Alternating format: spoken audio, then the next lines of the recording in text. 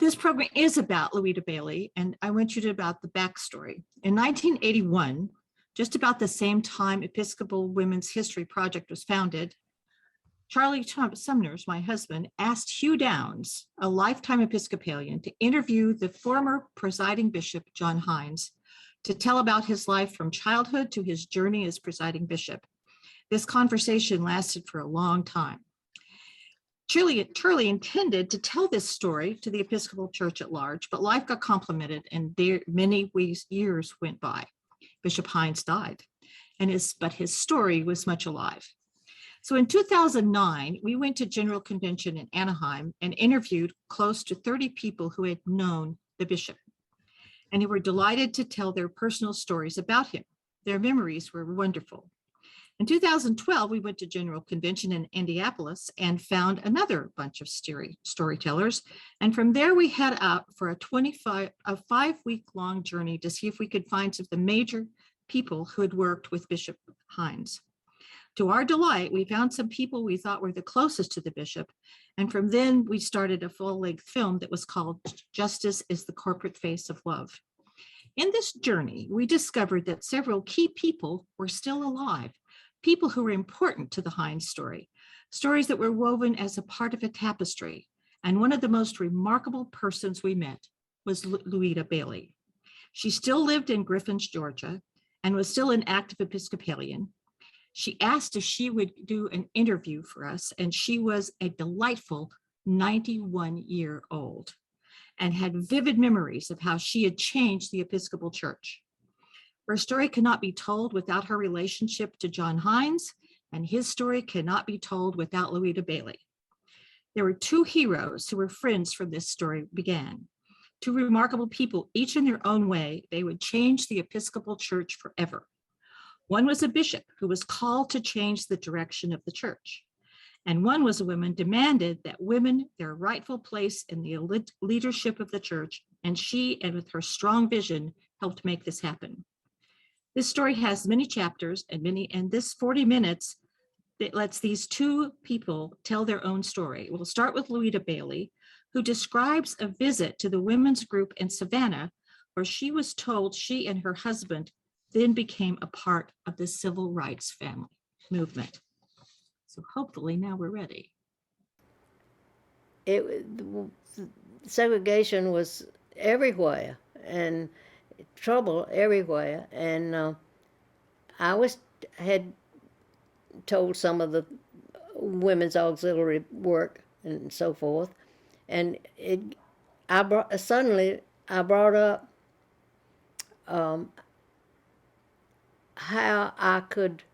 what had happened to me during what was going on, and how I had felt that I had to do the right thing, and that my husband agreed, and he and I both had changed some of our actions, and I told him about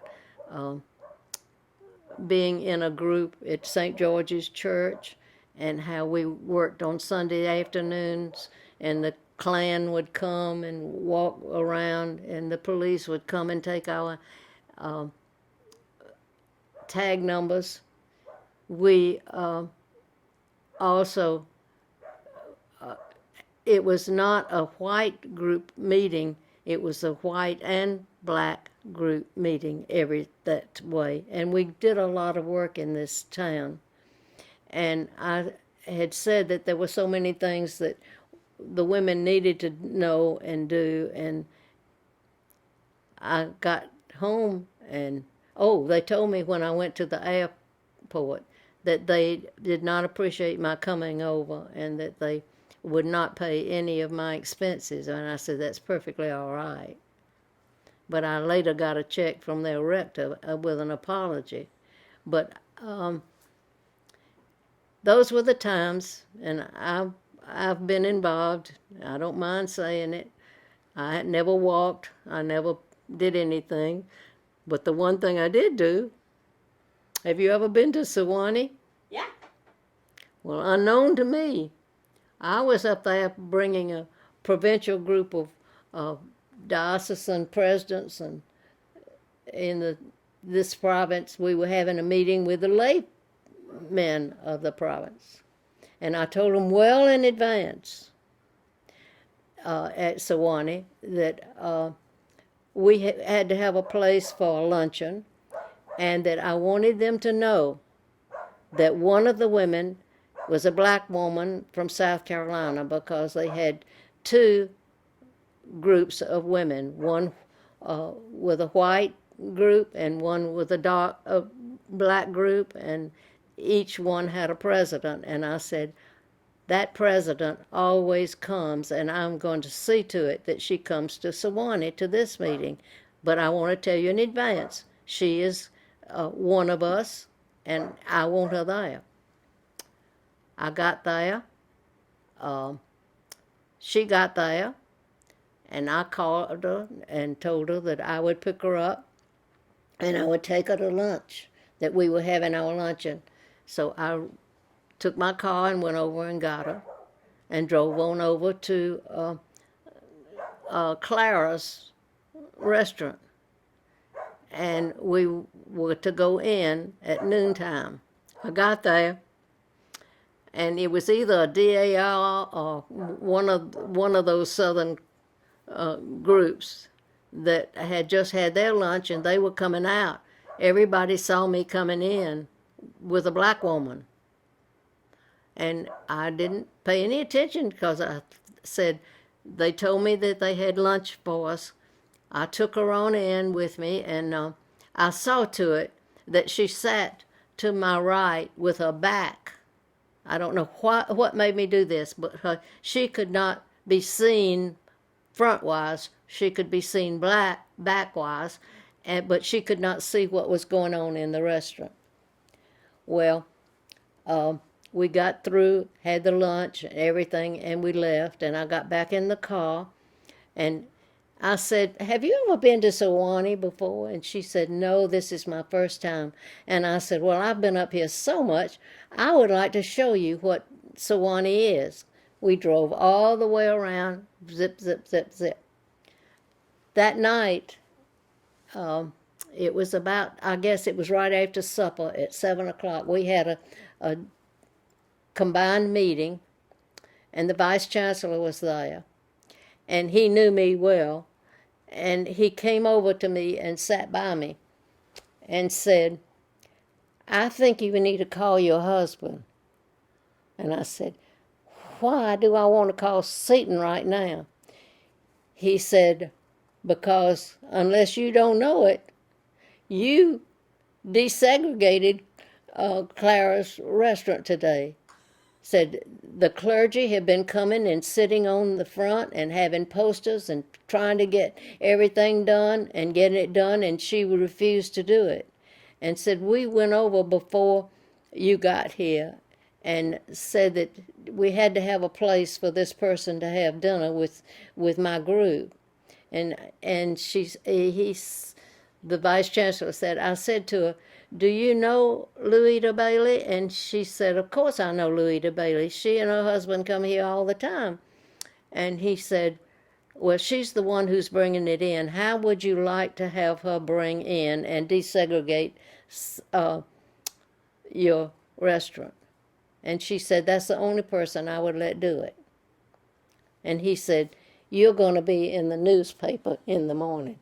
I said, I didn't know I was doing that. He said, we knew you didn't know it, and we weren't going to tell you until after it was over. And he said, you had a policeman following you everywhere you went, and said, you happened to have to take that person all around the Sewanee, and said that man had to follow you everywhere you were, and you didn't notice? I said, no, because cars are always behind you. And so that's the one thing that has always tickled me. I never knew I was doing it, but Clara was so excited, and everything, all of her waiters and waitresses except one or two left her that day, would refuse to serve anybody else and wouldn't come anywhere close to us. And so that was one thing. That's a pretty amazing story. But I did it and the clergy didn't. You know, During that time, did you think, we're going to talk a little later about when you were presiding bishop of the church, but during those years, did you think that you might ever be, or did you want to be, or did you want not to be, or what was your attitude toward the position of the presiding bishop of the church? It was the furthest, most remote possibility from my mind. It never entered my mind. You really didn't think that you might wind up there? Absolutely not. Interesting.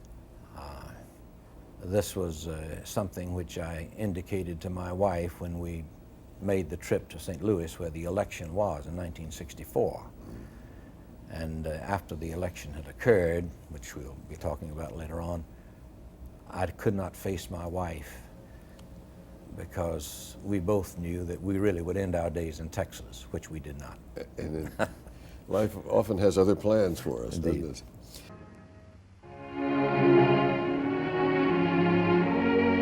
The Washington Cathedral is the scene of solemn ceremonies as a new presiding bishop is installed to head the Episcopal Church in the United States.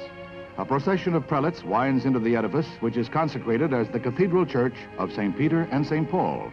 The new presiding bishop is the Right Reverend John E. Hines, who is the 22nd to hold this high post. The bishop comes from Texas, but will now divide his time between Washington and the Episcopal National Center in Connecticut. Investiture ceremonies will make him the spiritual head of 3.5 million Episcopalians in the United States.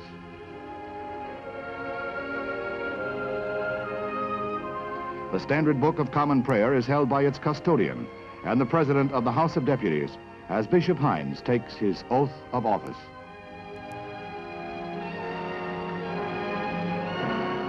In his inaugural sermon, Bishop Hines calls for a return to Christ-centered preaching to lead church members out of a maze of theological speculation. The new presiding bishop brings to his office the evangelical background of his low church membership.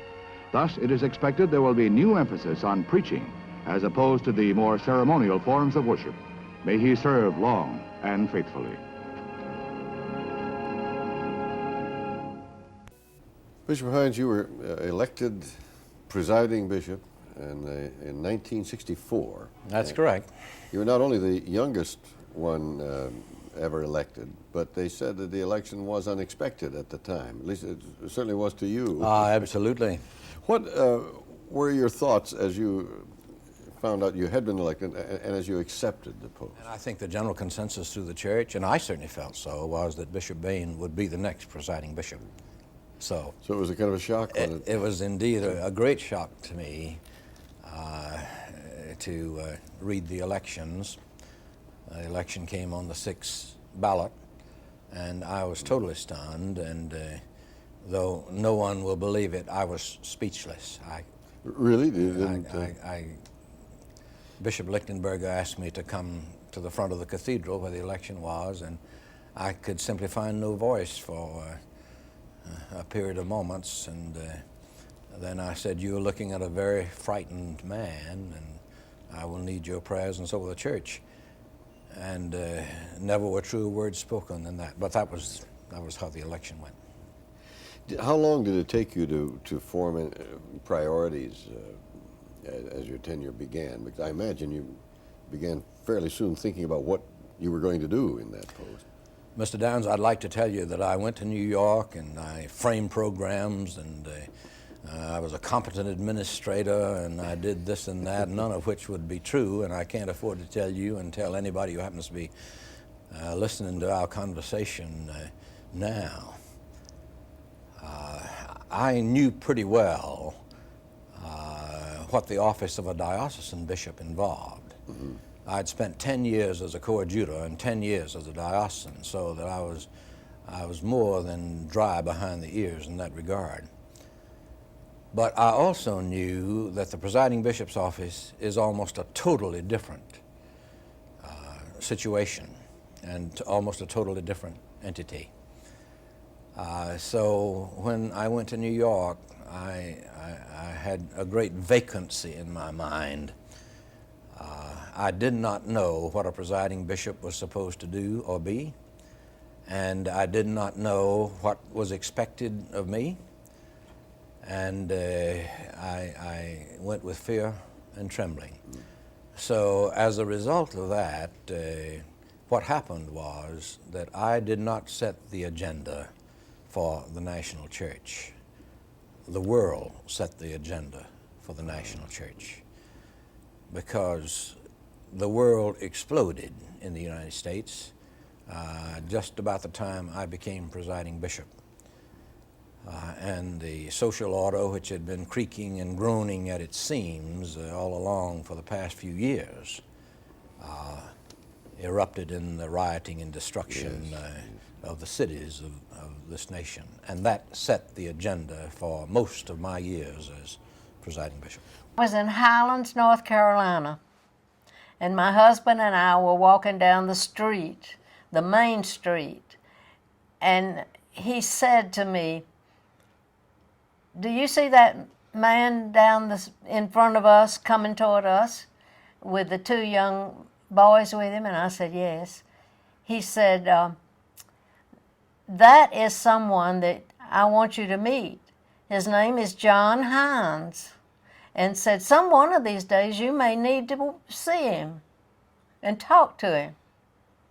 And we went down, and that's how I met Bishop Hines.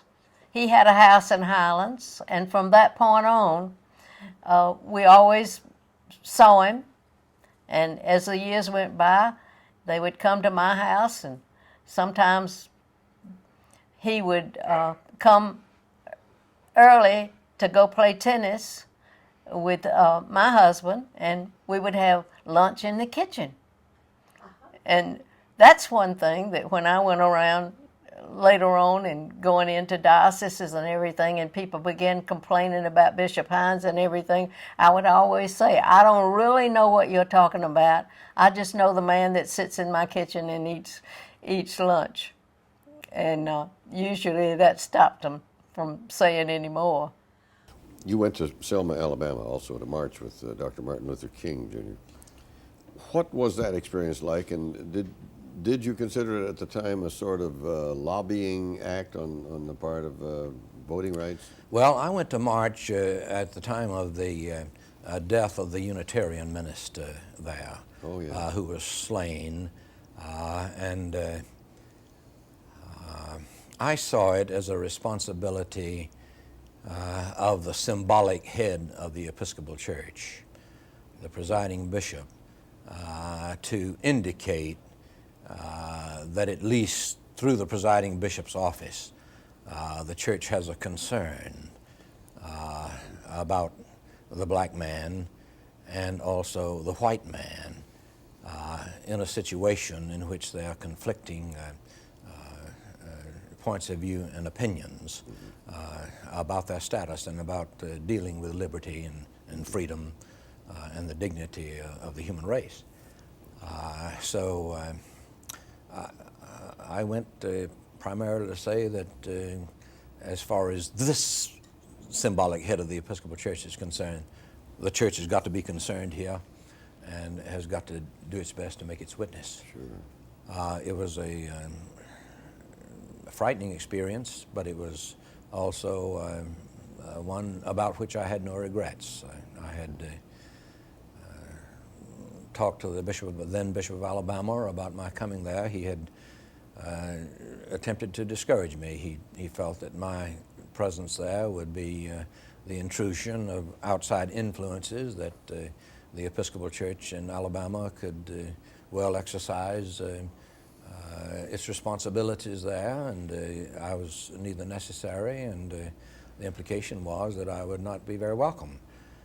Summer of '67, you had walked the streets of Bedford-Stuyvesant and Detroit during the riots and resolved to lead the church to action in that sphere also.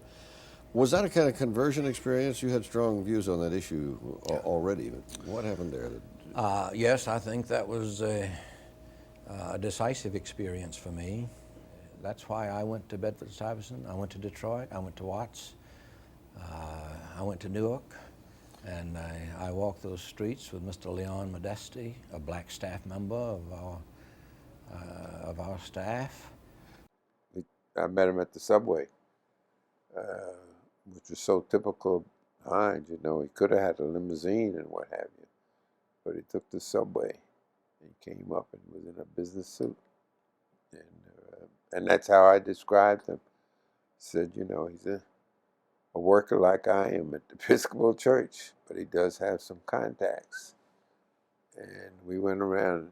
I remember he was really impressed. There was a little girl about 3 years old or so on the stoop, and a mother had just put her out there, told her, you know, and she was neatly dressed, a bow in her hair and all like that, and you could see that this mother was really trying hard with all this other stuff that was around, and that kind of shook him up a bit, you know, when he said, you know, what's the future for this little girl? At the General Convention in Seattle in 1967, you had called for what has been described as the most radical and ambitious national program carried out by a white American church in the field of race relations. Now, the church responded by authorizing $9 million over 3 years as enabling money for community-based organizations to help the poor to gain an effective voice in decisions that were affecting their lives.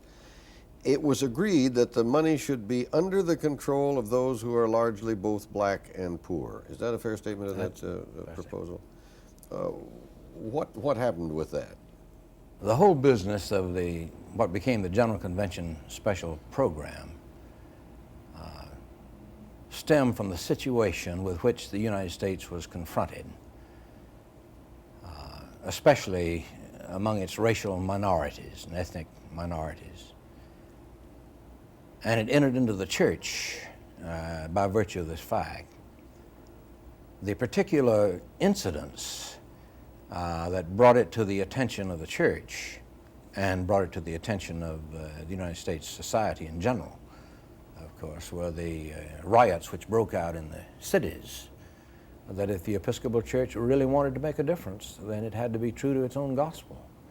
You know, it had to try to overcome this huge gulf between its rhetoric and its actions.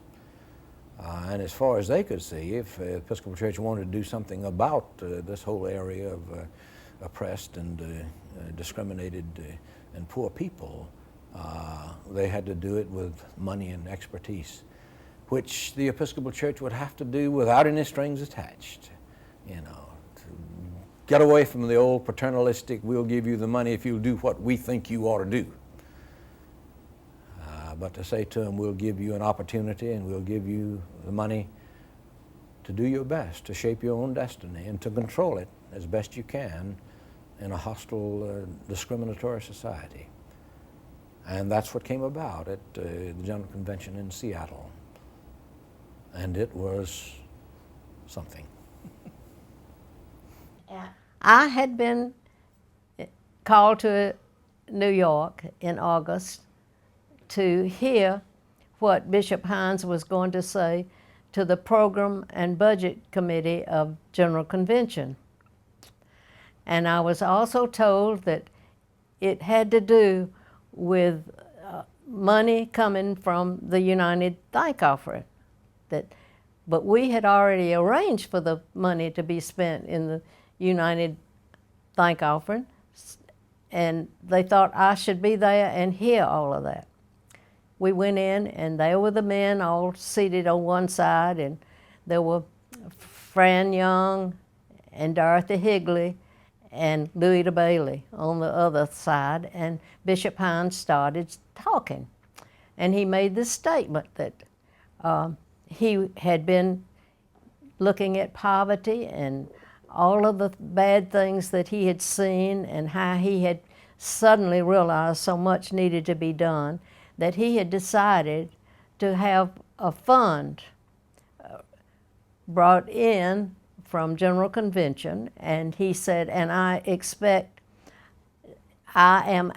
am saying to the United Thank Offering of the women that I want $3 million.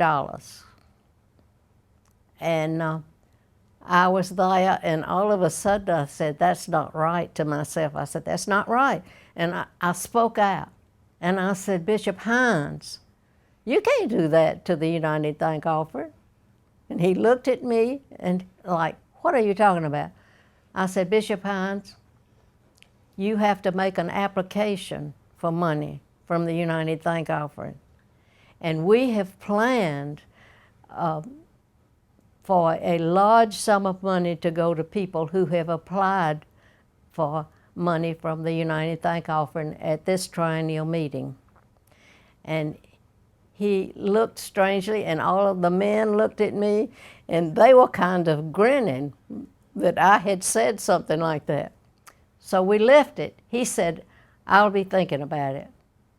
Well, afterwards, I went to him and I said, you really do have to make an application. And I know you're going to speak at our triennial meeting, but you're going to have to ask us for money. You can't say, "Give me that money." So that changed all of the program of the triennial meeting. And on a Monday morning, we had been there almost a week. We had a plan to have a floor discussion and then a decision. These women had been having small groups, each diocese every afternoon. Bishop Bennett Sims, he was not the bishop at that time, but he was our chaplain who stayed with us all of the time. And every afternoon he went around all of the dioceses, and they were having all kinds of conversations.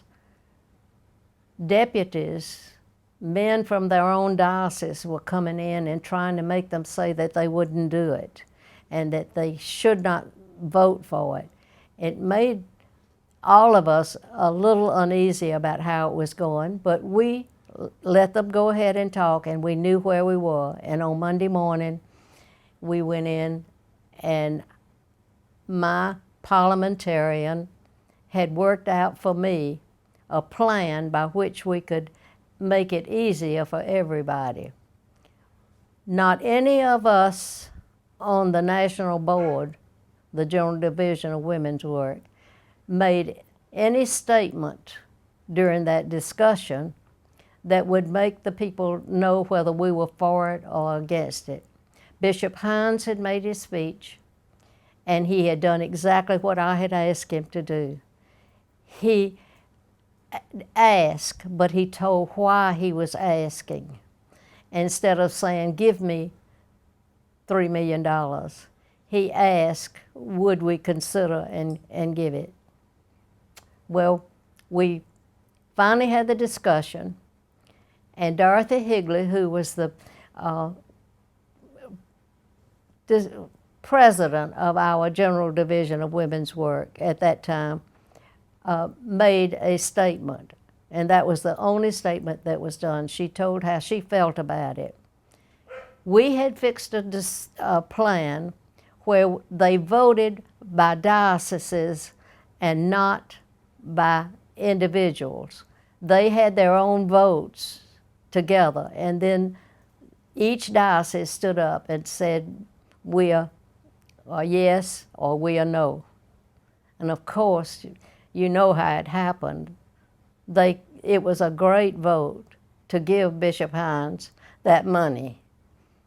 And along about that time came the House of Deputies, and they were furious with us because we had voted before they had. But that's the way we had it. So then after that, talk to us about women being seated at General Convention. Oh, that was a fun day. It was not we didn't know what was going to happen. I had been invited to come over that day anyway to the House of Deputies. I knew that I was going over, and all of the women had been invited to come when I was going to be there, and they were to sit in the balcony, and they could not be on the floor. and they sat there, and they were to sit there. So I had planned to go. But then I found out that they were going to vote on the women being seated in the House. So I didn't know what was going to happen. But as we started the triennial meeting that morning, and we did the money for Bishop Hines first of all, I sent someone to go and listen to what was going on over there. And if it turned out to be negative, to get to us immediately. And then we could not tell the women anything about what was happening if it was bad. We had to wait until we had a message, an official message from the House of Deputies. So we got our work all done, and I kept saying, I wonder what they're doing over there, to the parliamentarian. I wonder when we're going to get it. And all of a sudden, we were told that the House had voted very well to seat women. And immediately, I got a message from the those who sent the messages from House of Deputies that I would be expected. They wanted me to come at 1 o'clock that afternoon. And so I was all ready and ready to go. All the women decided they would go too, and so they went up and sat in the balcony. And I was greeted by, I believe, 3 men. And they were the ones who had the orchid in their hand, and they pinned it to my jacket, and then gave me the card that said that it was celebration, and we walked down the aisle. Now, the House of Deputies is not supposed to, the people who are deputies are not supposed to ever use a camera inside the meeting. I walked down, and I kept hearing this noise, click, click, and I looked, and both sides were completely covered with men making pictures of what was going on. And then we went up, and I was introduced, and my husband was a deputy at that time, and he was called to the platform. And later he told me that he had been furious because he hadn't been asked to walk down the aisle with me. But then they made quite a speech for him, and then I made my little short speech. I had 2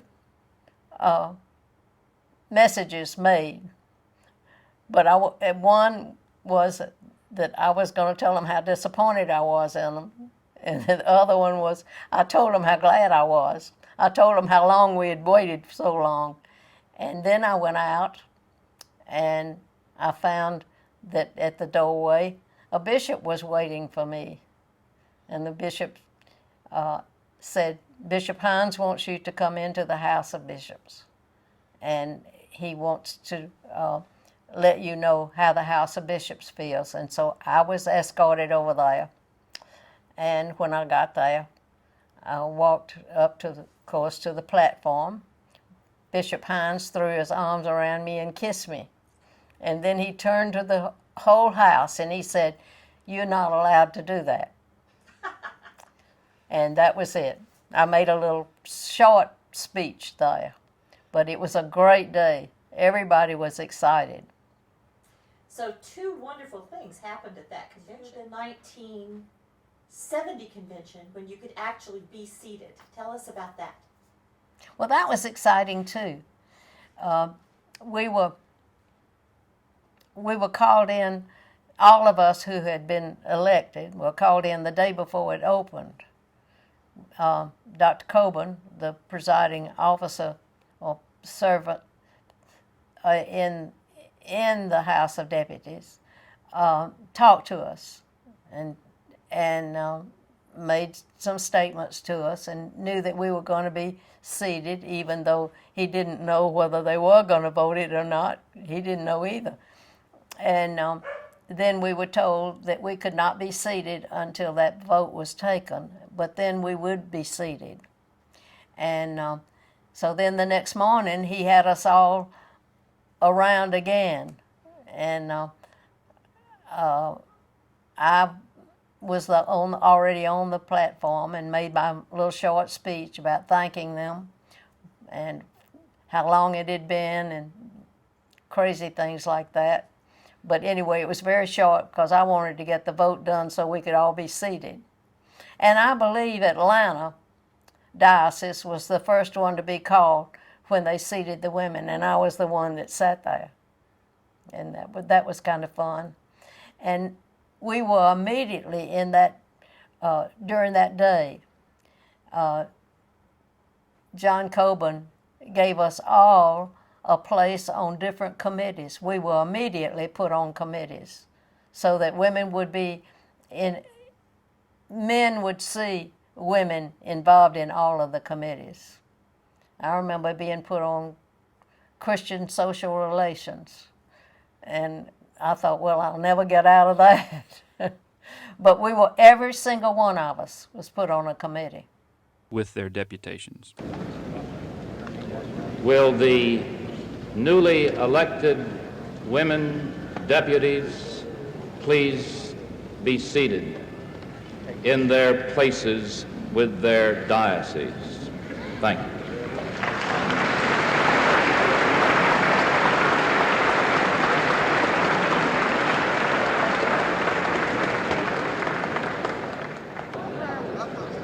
Ladies and gentlemen,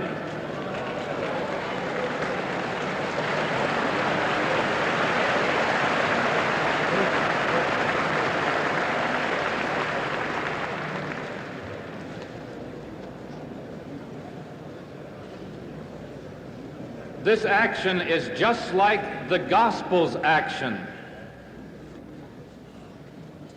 The gospel always comes with judgment on our past and with grace for our present and our future. Grace forgives, reconciles, makes whole. So we are now in process in this body of being made whole. The newly elected deputies come to us as bearers of the gospel, of both judgment and grace, to make us whole, holy, as the people of God.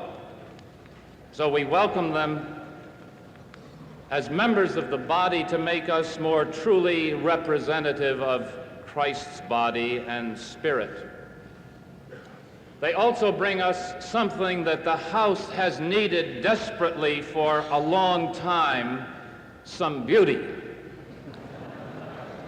So as a spokesman for these bearers of judgment, grace, and beauty, I welcome one as a spokesman for them, Mrs. Seton Bailey of the Diocese of Atlanta. Mrs. Bailey.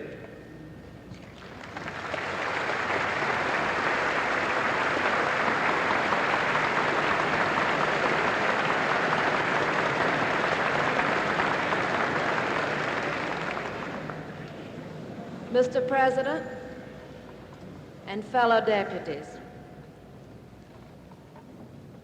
this is indeed an historic occasion in the history of the Episcopal Church. All Episcopalians feel proud of this convention's recognition of women as persons, which is a reconciling symbol in a period of much separation and division. In the name of women, how good it is to be here in this place. Thank Thank you.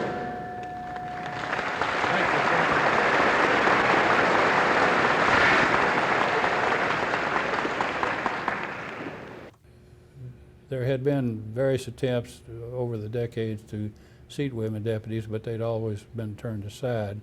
But many dioceses in the triennium between 67 and 70 had elected women as deputies with the expectation that they would be seated when they got to Houston. So when we began the Houston Convention, again, I was a deputy from the Diocese of Texas. The House of Bishops saw to it that the constitutional amendment was the first order of business when they met in Houston, and they sent a message over to the House of Deputies that they had adopted this constitutional amendment.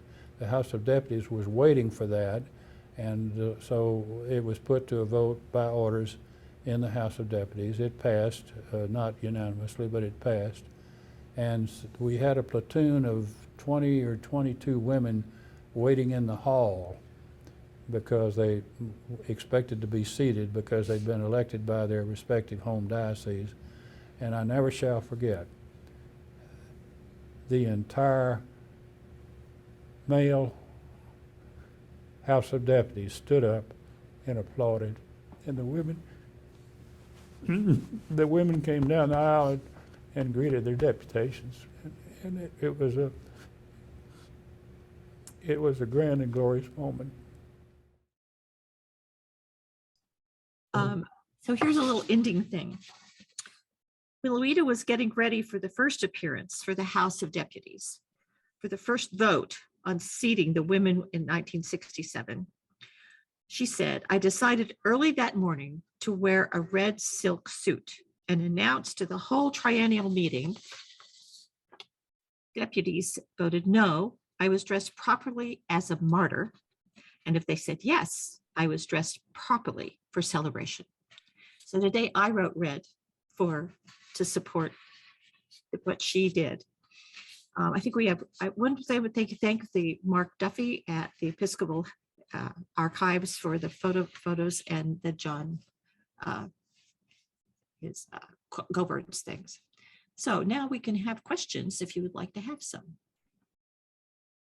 Well, I want to read for you, Robin, a couple of comments that came in. Pan McCaslin wrote, "So grateful for Charlie and his vision to capture our history on video." And I second that motion. Elizabeth Ring wrote, "I'm so glad you're recording this. It's reminding me of two dear women from Maine, Charity Weymouth and Mary Flagg, who were part of these changes. This is a treasure."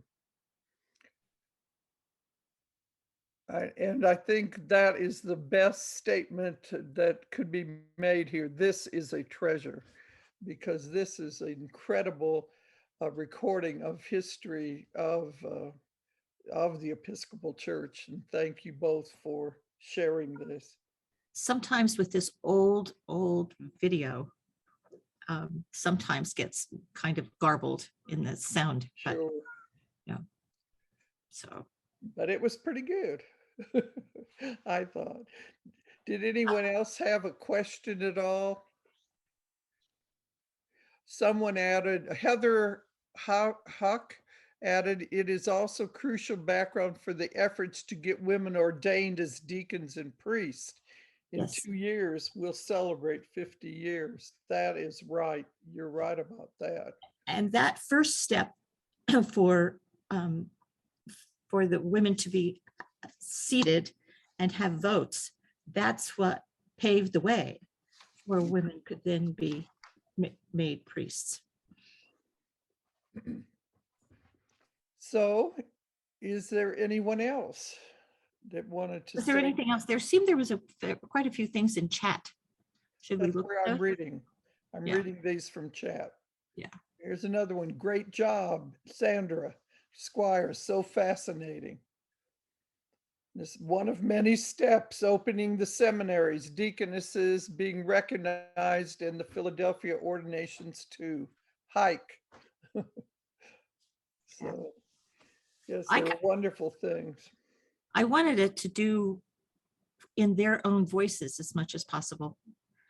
Because, and we're talking about women, but John Hines was absolutely behind everything women wanted, and very instrumental. Yeah. We have another little piece of video that maybe someday we'll use, but he, in 1972, I guess it was, he maybe it was 73, at that general convention, he said there is no reason women should not be ordained, and he got boos all over the place. Oh gosh. But he did it. But he said it, yes. Said it, that's right. Yes, yes, yes. And as Pan McCaslin adds, his wife was an advocate as well. Yes. And Joan Gunderson says, Bishop Hines seemed to have a fair amount of hubris in deciding that he could just take control of the United Thank Offering, but he adjusted. That's beautifully put. Yes, he really thought he could, and she said, no, you can't do that. You can't. Right. You can ask for it. Yes. And please. And the reason I asked the picture of Philip Mascalet was because he wept.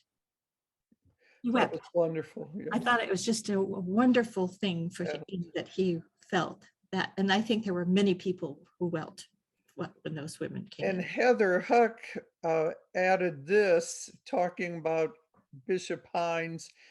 Then his successor said after Philadelphia, the ladies are not priests. Yes. Wasn't true though. Right. That's right.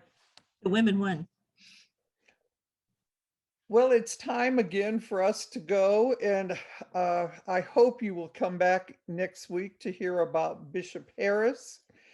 I hope you all will go to our website, ewip.org, to see what we're doing and to see if you may want to join us. We would love to have you as part of our mission. And if you have any stories that you feel are important to hear, please let us know about those. We'd love to focus on them and share them with others. Yes. Again, have a happy and holy Lent. We're right in the middle of it now. And we all are praying for the church in the Ukraine and hoping that this war will end. In Jesus' name we pray. Amen. Amen. Thank you, and we hope to see you next week. Great.